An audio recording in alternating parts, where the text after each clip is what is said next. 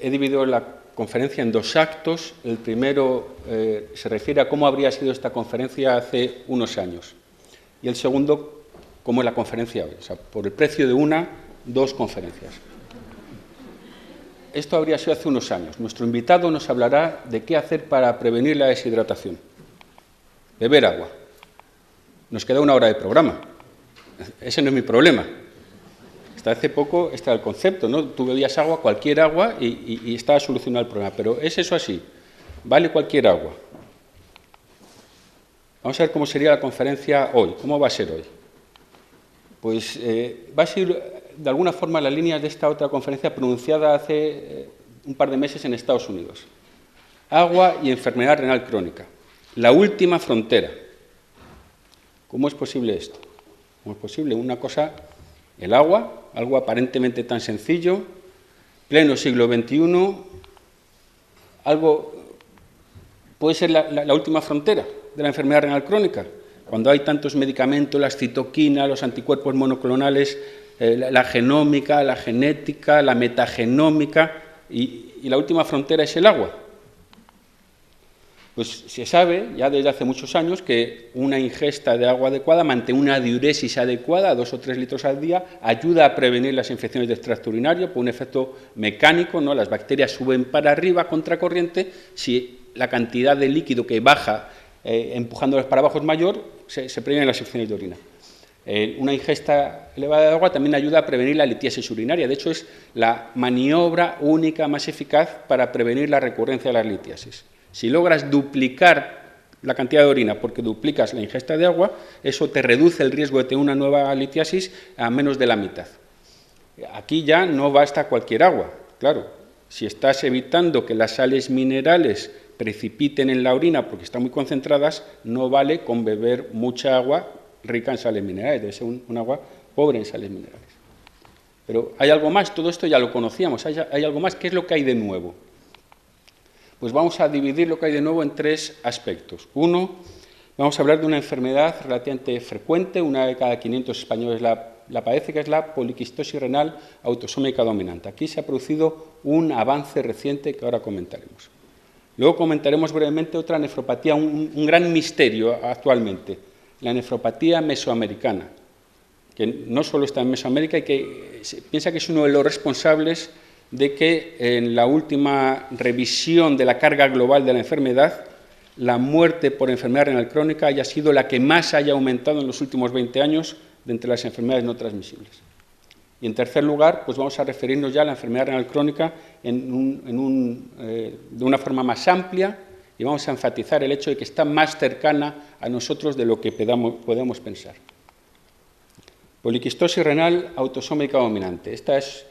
Aquí está representado un riñón normal y un riñón con poliquistosis en estadios iniciales. Es una enfermedad hereditaria, se nace con el gen alterado, pero a lo largo de los años el riñón genera quistes que van creciendo y haciéndose cada vez más grande. Y asociado a eso, la función renal, que inicialmente permanece conservada, 100% de función renal, llega un momento en que empieza a caer hasta que el paciente llega a diálisis.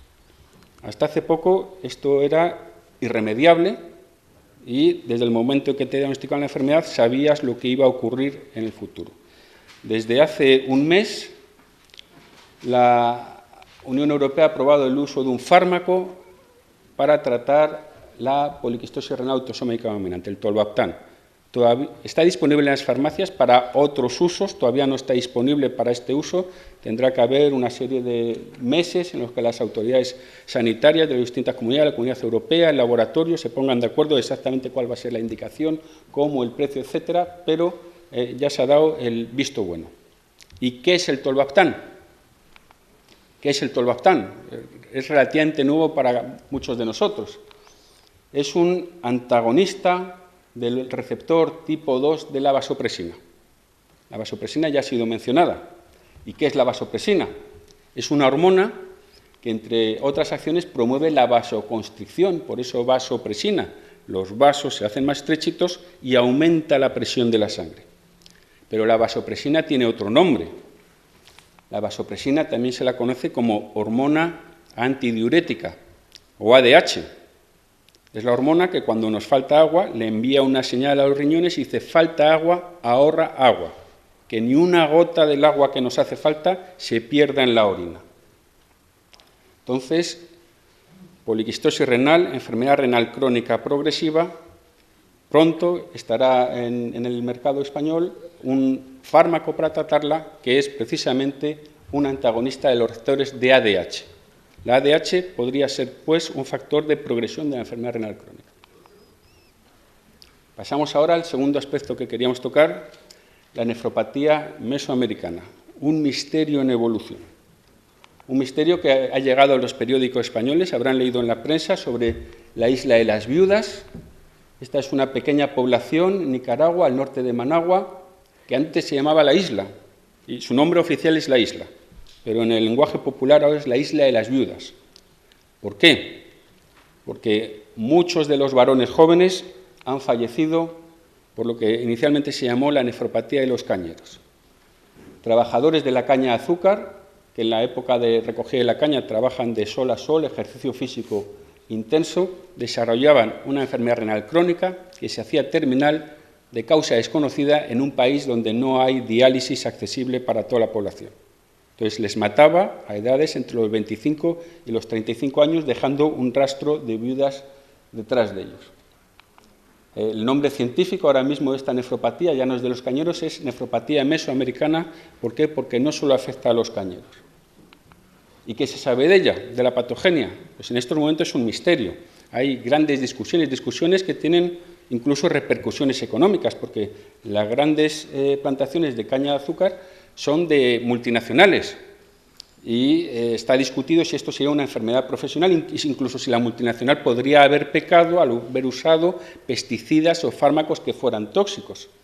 Entonces, dentro de toda esta discusión, pues podrían ser toxinas. ¿Cuáles? Todavía no se sabe cuáles. Podrían ser otros factores del ambiente. Podría ser la genética, que a lo mejor la gente de estas poblaciones pues, tuviera una especial predisposición que ante un cambio adicional. Lo que pasa es que esto no solo está ahora en Mesoamérica, se ha escrito también en Ceilán, se ha escrito en otros países que tienen como características un clima cálido, más bien excesivamente cálido, una alta humedad y un esfuerzo físico intenso. No solo en cualquier habitante de estos países, sino en los que realizan un esfuerzo físico intenso en esas condiciones de humedad y calor. Y de hecho, en los países donde existe esto, por ejemplo en Nicaragua, no existen las montañas. Es a nivel del mar, donde hace más calor, donde se desarrolla la enfermedad. Y por eso se piensa que uno de los factores básicos contribuyentes es un aumento de pérdidas de agua por el sudor. En un maratón se pueden perder entre 4 y 6 litros sudando entre 2 y 5 horas de maratón. Pues imagínense a alguien que está 8 horas cortando caña con una humedad del 90% y 30 y tantos grados de temperatura ambiente. 6, 8, 10 litros pueden llegar a perder. Y eso alarma al organismo, que secreta inmediatamente grandes cantidades de hormona antidiurética para intentar frenar la pérdida de agua por la orina, lo cual es útil en el momento, pero, insisto, se están acumulando cada vez más datos de que esto crónicamente termina dañando los riñones. Primero, porque produce vasoconstricción, y segundo, porque tiene otros efectos, como se ha demostrado en la poliquistosis renal. Y tercera parte de la charla, la enfermedad renal crónica, algo que está más cercano de nosotros de lo que quizá pensamos. ¿Y qué es la enfermedad renal crónica? Pues ahora mismo tenemos una definición muy clara. O sea, hay 2 números que definen la enfermedad renal crónica. Todo aquel que tiene estos 2 números durante más de 3 meses tiene una enfermedad renal crónica. Las 2 cifras son, y esto es un cambio con respecto a hace poco, ahora son 2 cifras las que definen la enfermedad renal crónica. Un filtrado glomerular por debajo de 60 mililitros minuto. Ahora mismo todo el que se hace una analítica general donde está incluida la creatinina, automáticamente el laboratorio calcula el filtrado glomerular en mililitros minuto. O, he dicho O, no he dicho I, he dicho O, filtrado glomerular por debajo de 60 mililitros minuto, o albuminuria por encima de 30 miligramos por gramo. Filtrado glomerular por debajo de 60 mililitros minuto o albuminuria por encima de 30 miligramos por gramo. Y ahora viene la pregunta. En España, 1 de cada 10 españoles tiene una enfermedad renal crónica. En esta sala, pues entonces puede haber alrededor de 5, 7, 8 pacientes de enfermedad renal crónica. Y la pregunta es, ¿sabemos quiénes son o quiénes somos? ¿Todos nosotros sabemos cuál es nuestro filtrado glomerular y cuál es nuestra albuminuria? Si lo sabemos y es normal, no tenemos una enfermedad renal crónica. Pero si no lo sabemos, podríamos tenerla. Y para aquel que no lo sepa, pues bienvenido al club. La mayor parte de los habitantes de este mundo no saben si tienen o dejan de tener una enfermedad renal crónica, incluso en los países desarrollados. Estas son estadísticas americanas, pero en España ocurre muy parecido. Entre la población de entre 65 y 75 años, el 5% tiene una enfermedad renal crónica conocida, diagnosticada por su médico. En los mayores de 80 años, el 10%, el doble. Pero ¿y la enfermedad renal crónica desconocida? Los que no saben que tienen la enfermedad renal crónica, porque no se lo han diagnosticado, probablemente porque nunca les han hecho una albuminuria. Pues es una tercera parte de la población entre los 65 y 75 años y 2/3 partes de la población por encima de 80 años. O sea que es más frecuente de lo que podamos pensar. ¿Qué sabemos de la enfermedad renal crónica? Pues sabemos que en general suele progresar. De hecho, la definición de enfermedad renal crónica, el por qué se han cogido estos límites de 60 mililitros minuto y 30 miligramos por gramo de albuminuria, es porque son los límites que definen el riesgo de progresar. Y cuando progresa la enfermedad renal crónica, los riñones se van haciendo pequeñitos, se van atrofiando y eventualmente, pues este es un riñón de un paciente en diálisis. Y si lo miramos a mayor aumento, ¿qué es lo que vemos en este riñón pequeñito? Un quiste, otro quiste, otro quiste, otro y otro más. Incluso más se ve en la imagen que nos he señalado. ¿Cómo se llama esto? Esto se llama la poliquistosis renal adquirida de la enfermedad renal crónica. Y es una enfermedad preneoplásica, predispone al desarrollo de cáncer renal. Entonces ahora ya tenemos una causa reconocida de enfermedad renal crónica, la poliquistosis renal, para la cual desde este mismo año hay un tratamiento, inhibir la ADH. Y resulta que la enfermedad renal crónica de cualquier causa también desarrolla quistes. ¿Hasta qué punto la patogenia es común? ¿Hasta qué punto la ADH puede estar jugando aquí un papel? Esto ahora mismo es la frontera del conocimiento, esto es lo que hay que dilucidar. Mientras tanto, pues parece razonable mantener la ADH lo más baja posible. ¿Y cómo se baja la ADH? ¿Cómo los aquí presentes podemos mantener nuestra ADH lo más baja posible? Pues vamos a repasar brevemente la fisiopatología de la ADH. Los riñones filtran cada día 180 litros de plasma. ¿Qué quiere decir eso? Que si no existieran los túbulos detrás de los glomérulos, la civilización no existiría, porque orinando 180 litros al día no podríamos hacer otra cosa nada más que orinar. Ni habría arquitectos, ni médicos, ni nada de nada. Afortunadamente la naturaleza es sabia e inventó los túbulos renales. Y mediante los túbulos renales, lo que se orina como mucho en 24 horas de esos 180 litros son 20 litros. Eso es en ausencia de ADH. O sea, cuando no existe esta hormona, cuando no está presente y no da la orden a los riñones de ahorrar agua, como mucho orinamos 20 litros al día de una orina muy clarita. Ahora bien, cuando perdemos agua libre, cuando por sudor, por distintas causas perdemos agua libre, enseguida, muy pronto, o sea, no hay que perder mucha agua libre. El agua, hemos repetido aquí en esta sesión, es muy importante, es la base de la vida. El organismo no permite grandes variaciones de la cantidad de agua.